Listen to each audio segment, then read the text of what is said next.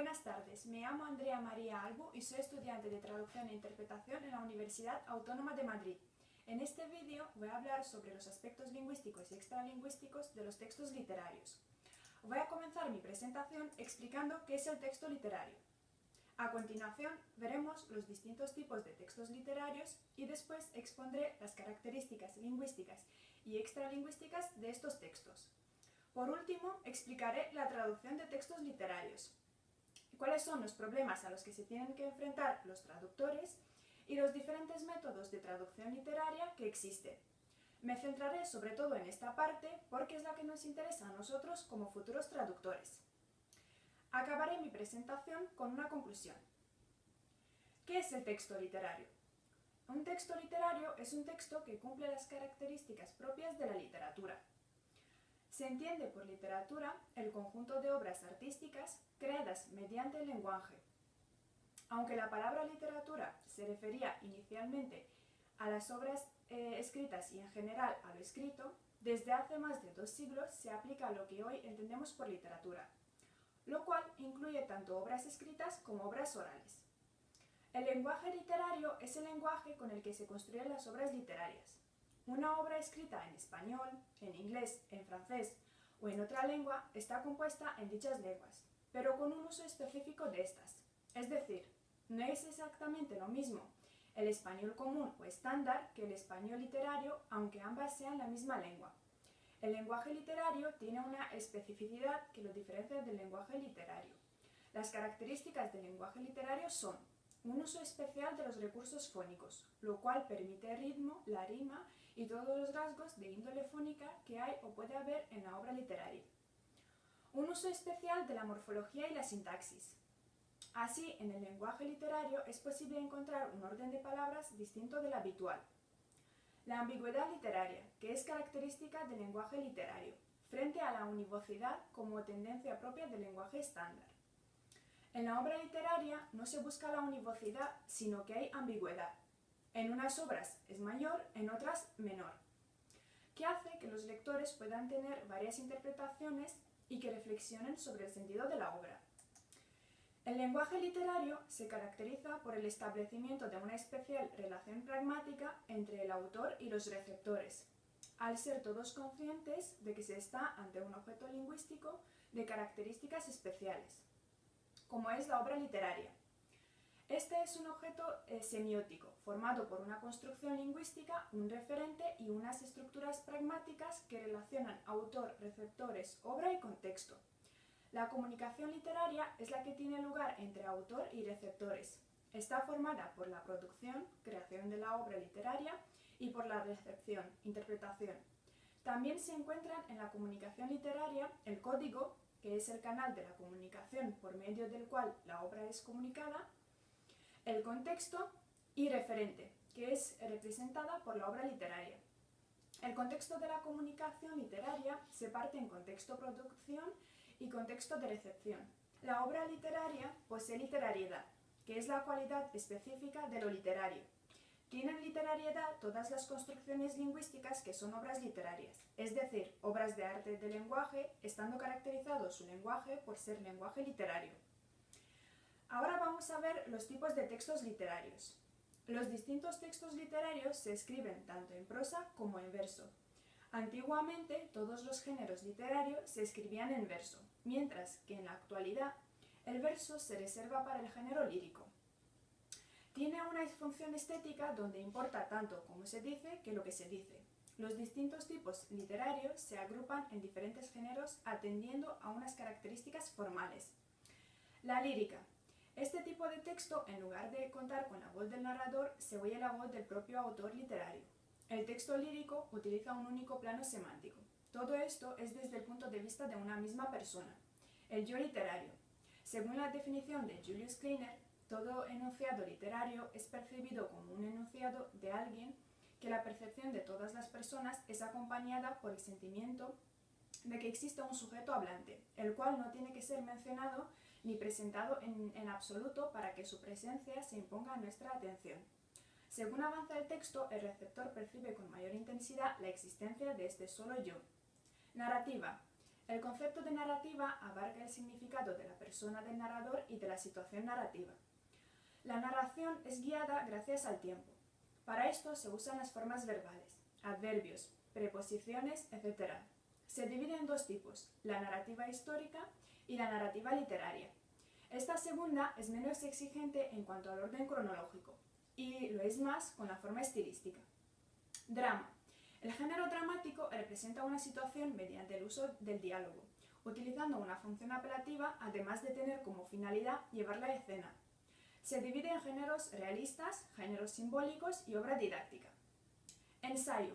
Este es un nuevo elemento que ha pasado a ser reconocido como texto literario recientemente. Es un texto en prosa cuyo propósito es argumentar un tema y tiene un carácter serio. Suelen ser breves y tratar sobre temas humanísticos. El texto literario no debe ser simplemente juzgado por esta clasificación, sino que se ha de tener en cuenta de forma más relevante los aspectos lingüísticos y extralingüísticos que explicaremos a continuación.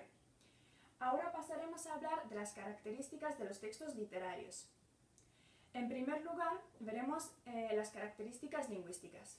Los elementos del contexto lingüístico son aquellos que están ligados a los enunciados en sí, sin tener en cuenta cosas externas o ajenas al texto.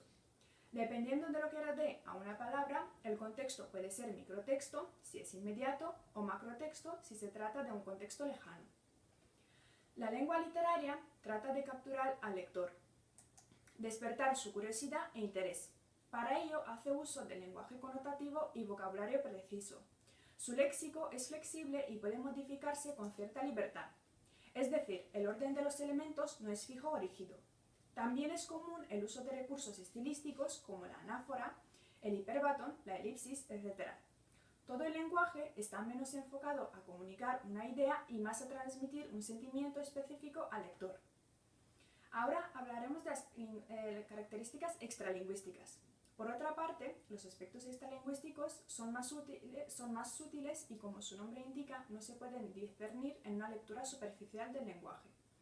Comprenden todas las circunstancias espaciales y temporales que rodean al texto y a su formación. El marco temporal, tanto externo como interno, lugar, emisor y receptor, autor y lector, respectivamente. Y todos los elementos culturales, históricos y sociales relevantes. Ahora hablaremos de la traducción de textos literarios. En primer lugar, hablaremos de las características. Traducir no consiste simplemente en sustituir palabras de una lengua por palabras equivalentes de otra, como muchos piensan. Es un proceso mucho más complejo que requiere tener en cuenta tanto aspectos lingüísticos, el significado de las palabras, la categoría gramatical a la que pertenecen, función sintáctica, como aspectos extralingüísticos, contexto, situación comunicativa, finalidad del texto, el emisor al que va dirigido, aspectos culturales de las dos lenguas, etc. Las cosas se complican aún más cuando hablamos de la traducción de textos literarios. ¿Por qué? Porque no es lo mismo traducir un texto científico, que se caracteriza por la objetividad y la precisión y exactitud de sus términos, que un texto cuya finalidad principal es captar el interés del lector a través de su estética. El traductor tiene que tener cierta sensibilidad literaria, imaginación y energía creadora para conseguir que el mensaje produzca el mismo efecto que el lector del texto original. Por tanto, no basta con saber dos lenguas y sus culturas, sino también hay que ser un escritor creativo e ingenioso. Al final, la traducción debe tener la misma fuerza y dinamismo que el texto original, despertar en el lector los mismos sentimientos que éste y transmitir la misma calidad estética. Ahora veremos los problemas de la traducción literaria. Es muy fácil decir todo lo anterior. Lo verdaderamente difícil es hacerlo, y aún más hacerlo bien. Sobre todo porque los textos literarios se caracterizan por un contenido subjetivo y abstracto, que da lugar a diferentes formas de interpretación. Vamos a ver ahora algunos de los problemas a los que se tienen que enfrentar los traductores literarios. En primer lugar, ambigüedades. Se producen cuando una palabra, expresión o frase puede tener varias interpretaciones.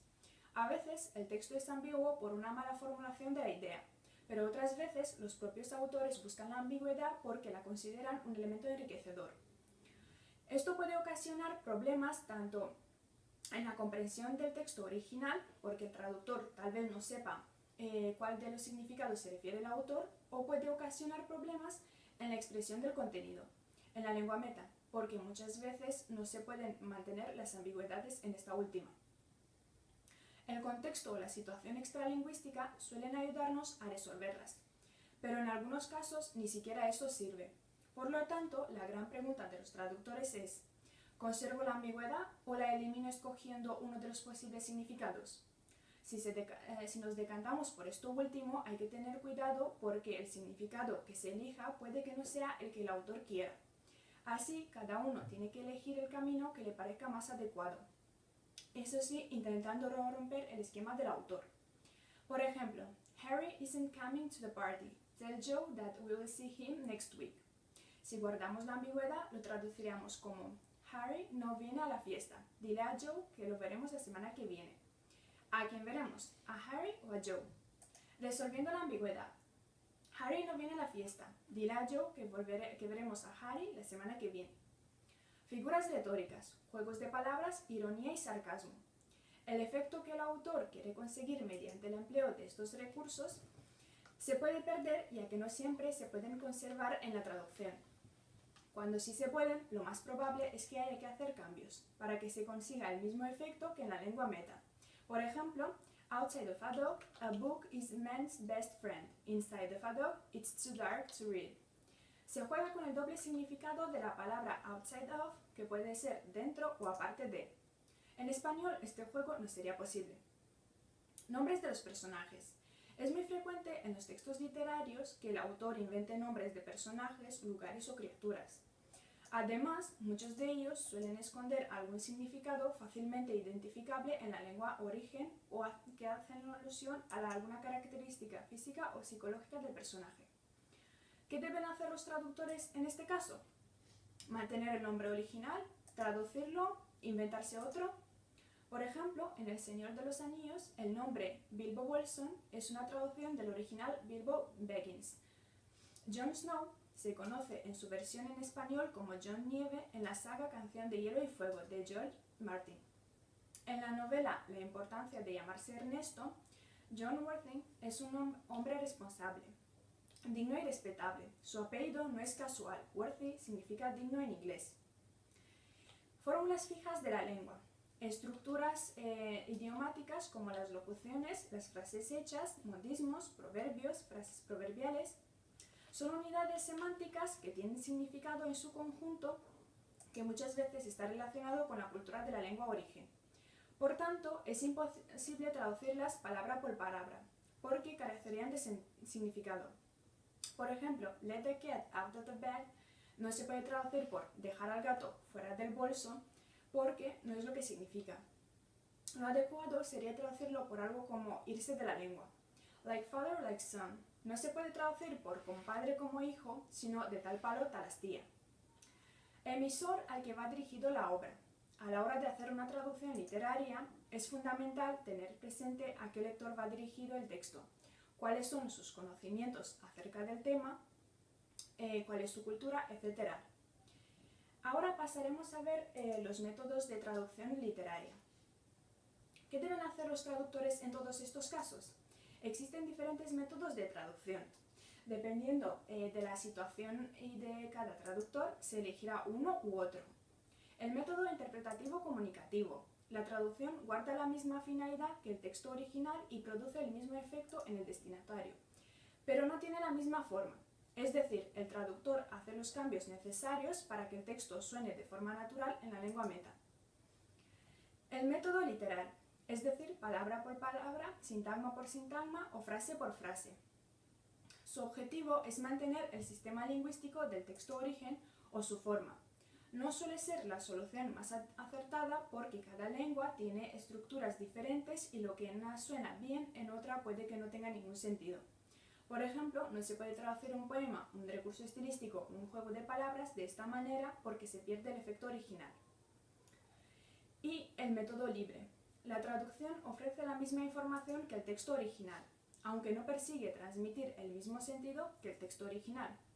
Por ejemplo, se cambia de poesía a prosa, se utiliza un registro o tono diferente, Se suele recurrir a este tipo de traducción cuando el destinatario del texto meta es diferente al del texto origen, niños en lugar de adultos, o cuando el fin del texto es diferente, por ejemplo, escenificación, o simplemente por criterio personal del traductor. Por último, la conclusión. En conclusión, los textos literarios, a diferencia de los científicos, se distinguen por dar importancia tanto al contenido como a la forma. Además, a la hora de elaborarlos, no solamente hay que tener en cuenta qué palabras vamos a usar, qué orden vamos a seguir, sino también quién será el receptor, cuál es su cultura, qué conocimientos tiene acerca del tema, etc. Dependiendo de estas circunstancias, el texto escribirá de una forma u otra. Es decir, no es lo mismo elaborar un texto dirigido a adultos que a niños. En este último caso, se debe usar un léxico más sencillo, un tono menos elevado, de manera que ellos lo entiendan. Por tanto, el texto literario se tiene que adaptar al contexto en el que será publicado. Igualmente, hay que tomar en consideración qué tipo de texto queremos escribir, un poema, un cuento, una obra de teatro, porque cada uno tiene características y rasgos diferentes. Por tanto, si queremos traducir un texto literario, también tenemos que saber todo esto y aplicarlo. Nuestra traducción también será un texto literario, por lo que tiene que respetar todas sus características y particularidades. Aquí finaliza mi presentación. Muchas gracias por su atención y espero que haya sido de su interés.